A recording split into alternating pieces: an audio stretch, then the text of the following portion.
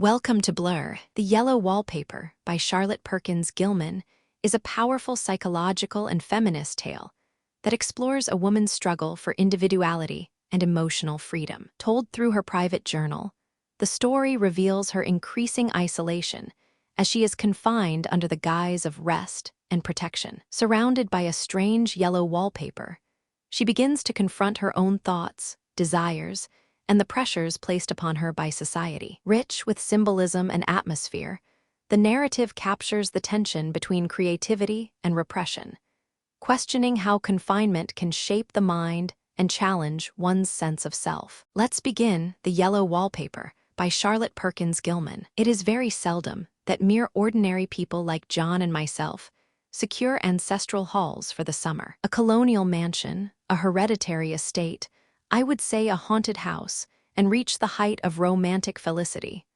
But that would be asking too much of fate. Still, I will proudly declare that there is something queer about it. Else, why should it be let so cheaply? And why have stood so long untenanted? John laughs at me, of course, but one expects that in marriage. John is practical in the extreme. He has no patience with faith, an intense horror of superstition, and he scoffs openly at any talk of things not to be felt and seen and put down in figures. John is a physician, and perhaps, I would not say it to a living soul, of course, but this is dead paper and a great relief to my mind. Perhaps that is one reason I do not get well faster. You see, he does not believe I am sick. And what can one do if a physician of high standing, and one's own husband, assures friends and relatives that there is really nothing the matter with one but temporary nervous depression, a slight hysterical tendency? What is one to do? My brother is also a physician, and also of high standing, and he says the same thing. So I take phosphates or phosphites, whichever it is, and tonics and journeys and air and exercise, and am absolutely forbidden to work until I am well again. Personally, I disagree with their ideas. Personally, I believe that congenial work, with excitement and change, would do me good. But what is one to do? I did write for a while in spite of them, but it does exhaust me a good deal, having to be so sly about it, or else meet with heavy opposition. I sometimes fancy that in my condition, if I had less opposition and more society and stimulus. But John says the very worst thing I can do is to think about my condition, and I confess it always makes me feel bad. So I will let it alone and talk about the house. The most beautiful place. It is quite alone, standing well back from the road, quite 3 miles from the village. It makes me think of English places that you read about, for there are hedges and walls and gates that lock, and lots of separate little houses for the gardeners and people. There is a delicious garden. I never saw such a garden, large and shady, full of box-bordered paths, and lined with long grape-covered arbors with seats under them. There were greenhouses, too, but they are all broken now. There was some legal trouble, I believe, something about the heirs and co-heirs.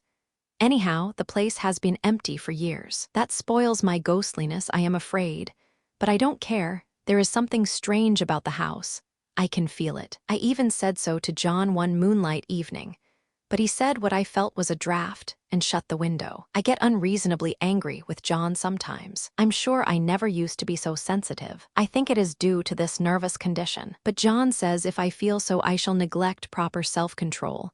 So I take pains to control myself, before him at least, and that makes me very tired. I don't like our room a bit. I wanted one downstairs that opened on the piazza and had roses all over the window, and such pretty old-fashioned chintz hangings. But John would not hear of it. He said there was only one window and not room for 2 beds, and no near room for him if he took another. He is very careful and loving, and hardly lets me stir without special direction. I have a schedule prescription for each hour in the day.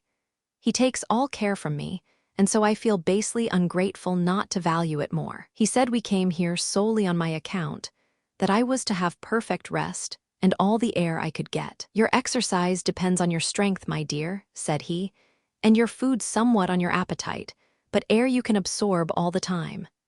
So we took the nursery at the top of the house. It is a big, airy room, the whole floor nearly, with windows that look all ways and air and sunshine galore. It was nursery first, and then playground and gymnasium, I should judge.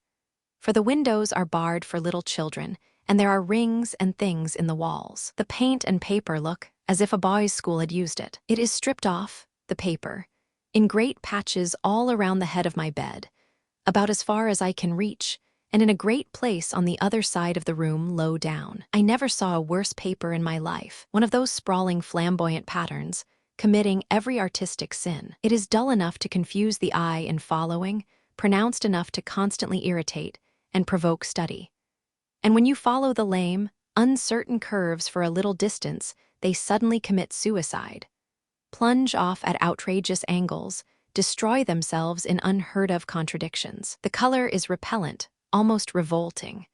A smoldering, unclean yellow, strangely faded by the slow-turning sunlight. It is a dull yet lurid orange in some places, a sickly sulfur tint in others. No wonder the children hated it. I should hate it myself, if I had to live in this room long. There comes John, and I must put this away.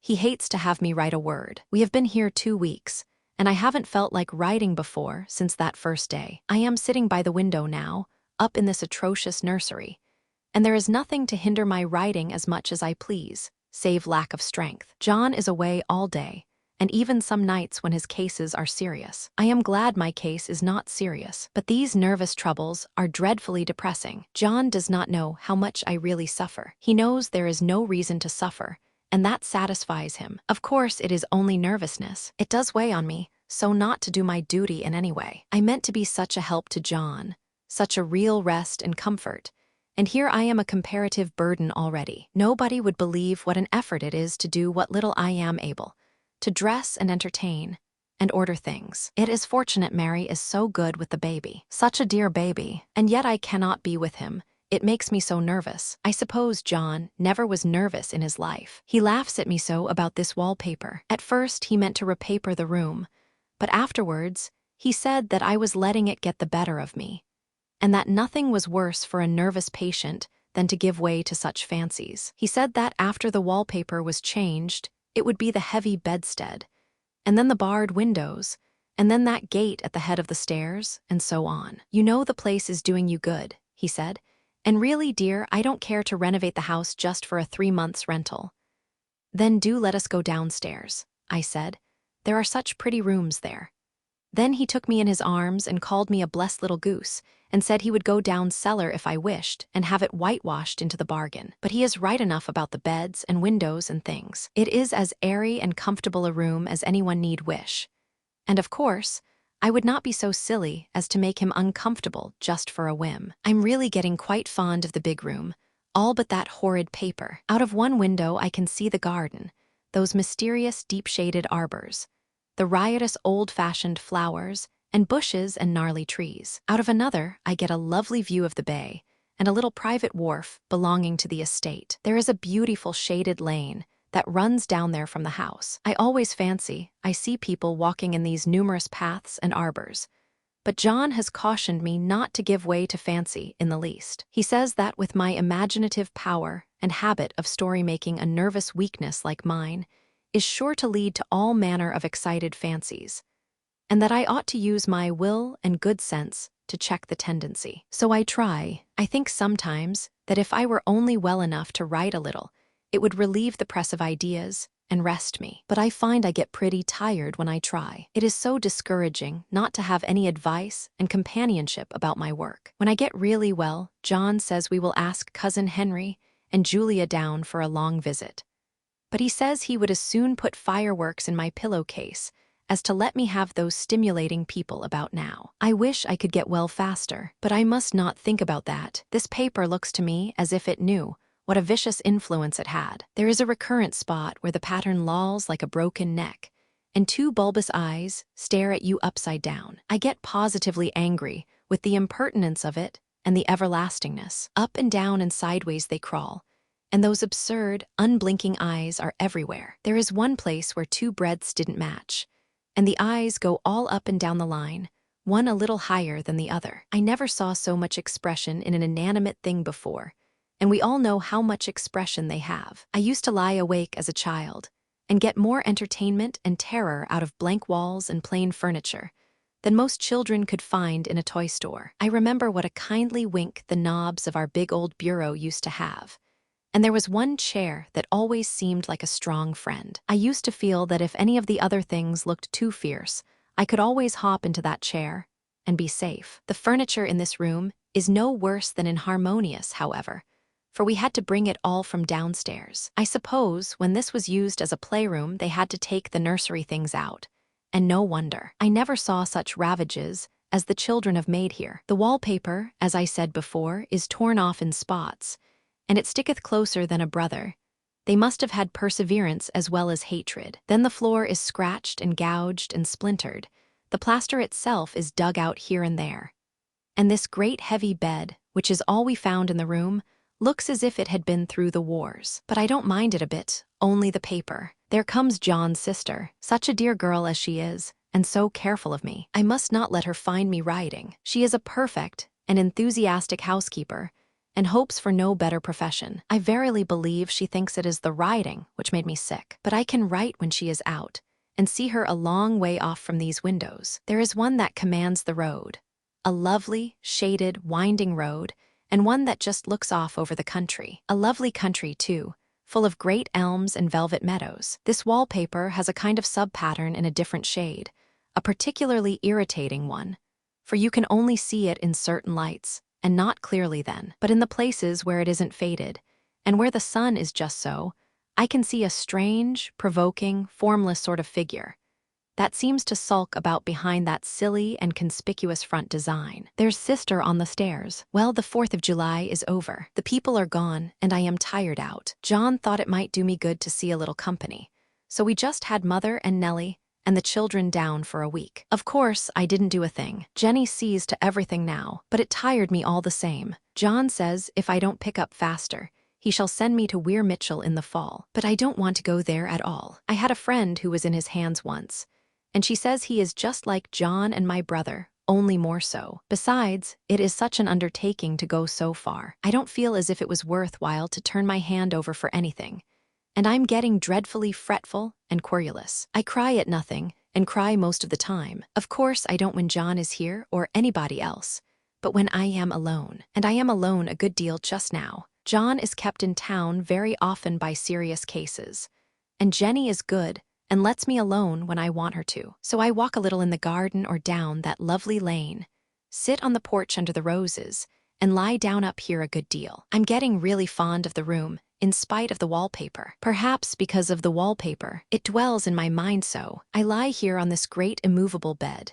It is nailed down, I believe, and follow that pattern about by the hour. It is as good as gymnastics, I assure you. I start, we'll say, at the bottom, down in the corner over there where it has not been touched, and I determine for the 1000th time that I will follow that pointless pattern to some sort of a conclusion. I know a little of the principle of design, and I know this thing was not arranged on any laws of radiation, or alternation, or repetition, or symmetry, or anything else that I ever heard of. It is repeated, of course, by the breadths, but not otherwise. Looked at in one way, each breadth stands alone, the bloated curves and flourishes, a kind of debased Romanesque, with delirium tremens, go waddling up and down in isolated columns of fatuity. But on the other hand, they connect diagonally, and the sprawling outlines run off in great slanting waves of optic horror, like a lot of wallowing seaweeds in full chase. The whole thing goes horizontally, too, at least it seems so, and I exhaust myself in trying to distinguish the order of its going in that direction. They have used a horizontal breadth for a frieze, and that adds wonderfully to the confusion. There is one end of the room where it is almost intact, and there, when the crosslights fade and the low sun shines directly upon it, I can almost fancy radiation after all. The interminable grotesques seem to form around a common center, and rush off in headlong plunges of equal distraction. It makes me tired to follow it. I will take a nap, I guess. I don't know why I should write this. I don't want to. I don't feel able, and I know John would think it absurd, but I must say what I feel and think in some way. It is such a relief, but the effort is getting to be greater than the relief. Half the time now I am awfully lazy, and lie down ever so much. John says I mustn't lose my strength, and has me take cod liver oil and lots of tonics and things, to say nothing of ale and wine and rare meat. Dear John, he loves me very dearly, and hates to have me sick. I tried to have a real, earnest, reasonable talk with him the other day, and tell him how I wish he would let me go and make a visit to cousin Henry and Julia. But he said I wasn't able to go, nor able to stand it after I got there. And I did not make out a very good case for myself, for I was crying before I had finished. It is getting to be a great effort for me to think straight. Just this nervous weakness, I suppose. And dear John gathered me up in his arms, and just carried me upstairs and laid me on the bed, and sat by me and read to me till it tired my head. He said I was his darling and his comfort and all he had, and that I must take care of myself for his sake, and keep well. He says no one but myself can help me out of it, that I must use my will and self-control, and not let any silly fancies run away with me. There's one comfort: the baby is well and happy, and does not have to occupy this nursery with the horrid wallpaper. If we had not used it, that blessed child would have. What a fortunate escape! Why, I wouldn't have a child of mine, an impressionable little thing, live in such a room for worlds. I never thought of it before, but it is lucky that John kept me here after all. I can stand it so much easier than a baby, you see. Of course, I never mention it to them anymore. I am too wise, but I keep watch of it all the same. There are things in that paper that nobody knows but me, or ever will. Behind that outside pattern, the dim shapes get clearer every day. It is always the same shape, only very numerous, and it is like a woman stooping down and creeping about behind that pattern. I don't like it a bit. I begin to think, I wish John would take me away from here. It is so hard to talk with John about my case, because he is so wise, and because he loves me so. But I tried it last night. It was moonlight. The moon shines in all around, just as the sun does. I hate to see it sometimes. It creeps so slowly, and always comes in by one window or another. John was asleep, and I hated to waken him, so I kept still and watched the moonlight on that undulating wallpaper till I felt creepy. The faint figure behind seemed to shake the pattern, just as if she wanted to get out. I got up softly and went to feel and see if the paper did move. And when I came back, John was awake. "What is it, little girl?" he said. "Don't go walking about like that. You'll get cold." I thought it was a good time to talk, so I told him that I really was not gaining here, and that I wished he would take me away. "Why, darling," said he, "our lease will be up in 3 weeks, and I can't see how to leave before. The repairs are not done at home, and I cannot possibly leave town just now. Of course, if you were in any danger, I could and would. But you really are better, dear, whether you can see it or not. I am a doctor, dear, and I know. You are gaining flesh and color. Your appetite is better. I feel really much easier about you." "I don't weigh a bit more," said I, "nor as much, and my appetite may be better in the evening when you are here, but it is worse in the morning when you are away." "Bless her little heart," said he with a big hug. "She shall be as sick as she pleases. But now let's improve the shining hours by going to sleep and talk about it in the morning." "And you won't go away?" I asked gloomily. "Why, how can I, dear? It is only 3 weeks more, and then we will take a nice little trip of a few days, while Jennie is getting the house ready." "Really, dear, you are better?" "Better in body, perhaps," I began and stopped short, for he sat up straight and looked at me with such a stern, reproachful look that I could not say another word. "My darling," said he, "I beg of you, for my sake and for our child's sake, as well as for your own, that you will never for one instant let that idea enter your mind. There is nothing so dangerous, so fascinating, to a temperament like yours. It is a false and foolish fancy. Can you not trust me as a physician when I tell you so?" So of course I said no more on that score, and we went to sleep before long. He thought I was asleep first, but I wasn't.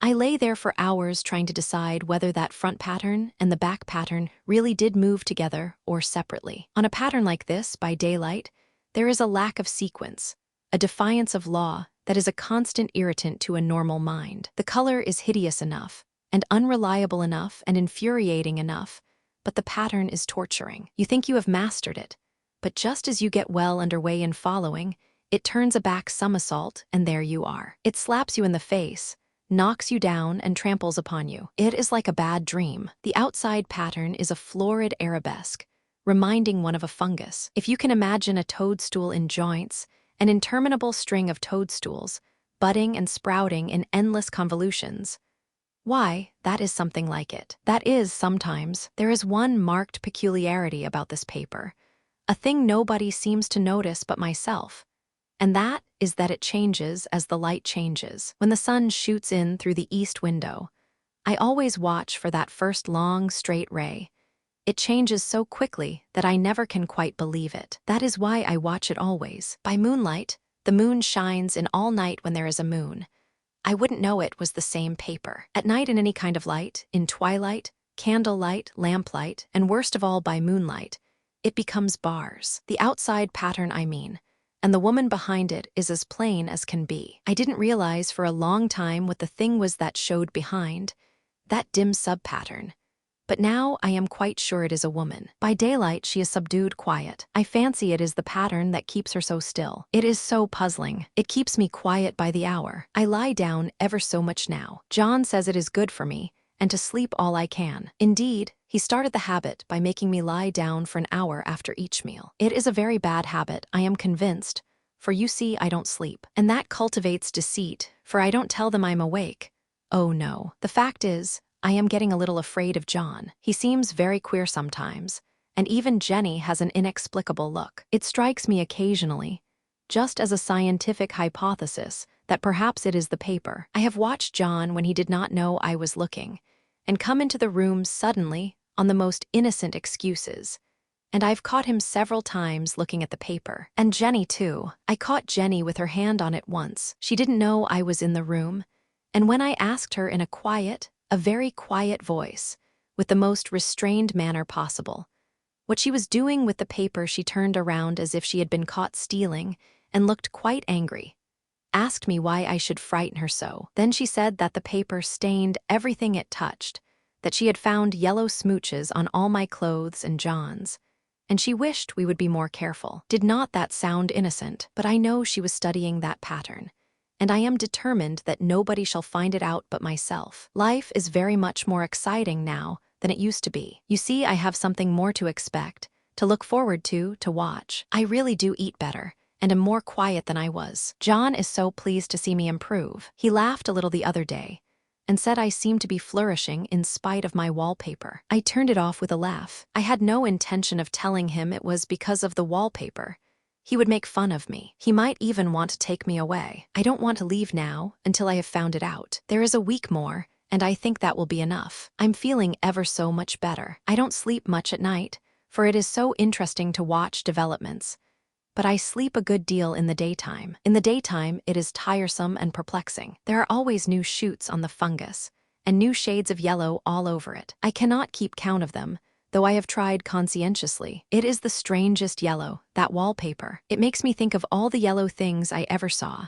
Not beautiful ones like buttercups, but old foul, bad yellow things. But there is something else about that paper, the smell. I noticed it the moment we came into the room, but with so much air and sun, it was not bad. Now we have had a week of fog and rain, and whether the windows are open or not, the smell is here. It creeps all over the house. I find it hovering in the dining room, skulking in the parlor, hiding in the hall, lying in wait for me on the stairs. It gets into my hair. Even when I go to ride, if I turn my head suddenly and surprise it, there is that smell. Such a peculiar odor, too. I have spent hours in trying to analyze it, to find what it smelled like. It is not bad, at first, and very gentle, but quite the subtlest, most enduring odor I ever met. In this damp weather it is awful. I wake up in the night and find it hanging over me. It used to disturb me at first. I thought seriously of burning the house to reach the smell, but now I am used to it. The only thing I can think of that it is like is the color of the paper. A yellow smell. There is a very funny mark on this wall, low down near the mopboard, a streak that runs round the room. It goes behind every piece of furniture, except the bed. A long, straight, even smooch, as if it had been rubbed over and over. I wonder how it was done and who did it, and what they did it for. Round and round and round, round and round and round. It makes me dizzy. I really have discovered something at last. Through watching so much at night when it changes so, I have finally found out. The front pattern does move, and no wonder. The woman behind shakes it. Sometimes I think there are a great many women behind, and sometimes only one, and she crawls around fast, and her crawling shakes it all over. Then in the very bright spots she keeps still, and in the very shady spots she just takes hold of the bars and shakes them hard. And she is all the time trying to climb through. But nobody could climb through that pattern. It strangles so. I think that is why it has so many heads. They get through, and then the pattern strangles them off and turns them upside down, and makes their eyes white. If those heads were covered or taken off, it would not be half so bad. I think that woman gets out in the daytime, and I'll tell you why. Privately, I've seen her. I can see her out of every one of my windows. It is the same woman, I know, for she is always creeping, and most women do not creep by daylight. I see her on that long shaded lane, creeping up and down. I see her in those dark grape arbors, creeping all around the garden. I see her on that long road under the trees, creeping along, and when a carriage comes, she hides under the blackberry vines. I don't blame her a bit. It must be very humiliating to be caught creeping by daylight. I always lock the door when I creep by daylight. I can't do it at night, for I know John would suspect something at once. And John is so queer now that I don't want to irritate him. I wish he would take another room. Besides, I don't want anybody to get that woman out at night but myself. I often wonder if I could see her out of all the windows at once, but turn as fast as I can only see out of one at one time. And though I always see her, she may be able to creep faster than I can turn. I have watched her sometimes away off in the open country, creeping as fast as a cloud shadow in a high wind. If only that top pattern could be gotten off from the under one. I mean to try it, little by little. I have found out another funny thing, but I shan't tell it this time. It does not do to trust people too much. There are only 2 more days to get this paper off, and I believe John is beginning to notice. I don't like the look in his eyes, and I heard him ask Jennie a lot of professional questions about me. She had a very good report to give. She said I slept a good deal in the daytime. John knows I don't sleep very well at night, for all I'm so quiet. He asked me all sorts of questions, too, and pretended to be very loving and kind, as if I couldn't see through him. Still, I don't wonder he acts so, sleeping under this paper for 3 months. It only interests me, but I feel sure John and Jennie are secretly affected by it. Hurrah! This is the last day, but it is enough. John is to stay in town overnight, and won't be out until this evening. Jennie wanted to sleep with me, the sly thing, but I told her I should undoubtedly rest better for a night all alone. That was clever, for really I wasn't alone a bit. As soon as it was moonlight, and that poor thing began to crawl and shake the pattern, I got up and ran to help her. I pulled and she shook. I shook and she pulled. And before morning, we had peeled off yards of that paper, a strip about as high as my head and half around the room. And then when the sun came and that awful pattern began to laugh at me, I declared I would finish it today. We go away tomorrow, and they are moving all my furniture down again to leave things as they were before. Jennie looked at the wall in amazement, but I told her merrily that I did it out of pure spite at the vicious thing. She laughed and said she wouldn't mind doing it herself, but I must not get tired. How she betrayed herself that time. But I am here, and no person touches this paper but me. Not alive. She tried to get me out of the room. It was too patent. But I said it was so quiet and empty and clean now that I believed I would lie down again and sleep all I could, and not to wake me even for dinner.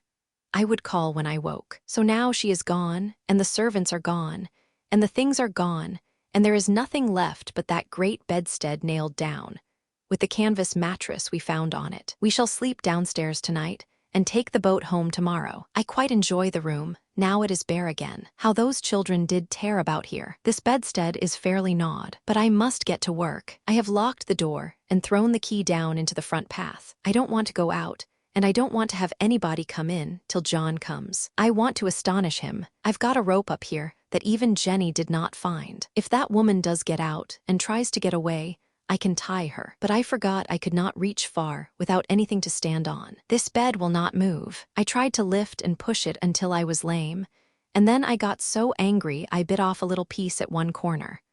But it hurt my teeth. Then I peeled off all the paper I could reach standing on the floor. It sticks horribly, and the pattern just enjoys it. All those strangled heads and bulbous eyes and waddling fungus growths just shriek with derision. I am getting angry enough to do something desperate. To jump out of the window would be admirable exercise, but the bars are too strong even to try. Besides, I wouldn't do it. Of course not. I know well enough that a step like that is improper and might be misconstrued. I don't like to look out of the windows even.